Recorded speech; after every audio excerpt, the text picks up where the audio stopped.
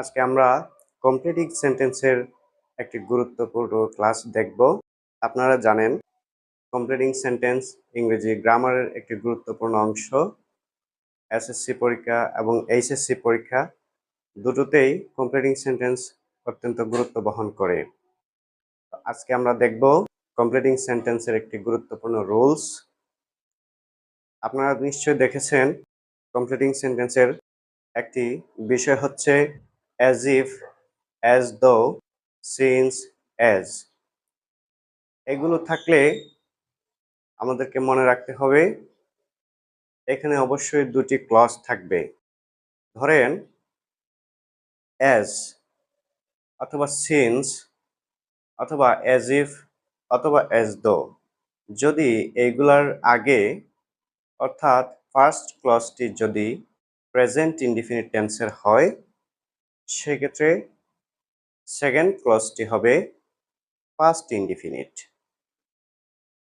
যেমন he talks as if, তারপর হচ্ছে ড্যাশ।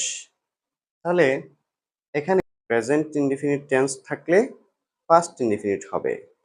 তাহলে এই ড্যাশে আমরা পাস্ট ইনডিফিনিটের একটি ক্লজ আমরা এখানে তৈরি করতে হবে যেহেতু কমপ্লিটিং সেন্টেন্স। তাহলে he talks as if he knew everything। আবার যদি আমরা দেখি ফার্স্ট ক্লজটি পাস্ট ইনডিফিনিটে দেয়া আছে সেই ক্ষেত্রে আমরা সেকেন্ড ক্লজটি পাস্ট পারফেক্টে আনসার করতে হবে। যেমন he spoke as the dash. তাহলে এখানে প্রথম যে ক্লজটি দেয়া আছে সেটি হচ্ছে পাস্ট ইনডিফিনিটে, প্রথম যে ক্লজটি দেয়া আছে সেটি হচ্ছে পাস্ট ইনডিফিনিটে, সেকেন্ড ক্লজটি হবে পাস্ট পারফেক্ট, অর্থাৎ হি হ্যাড নোন এভরিথিং। আশা করি বুঝতে পেরেছেন। Thank you for watching this video.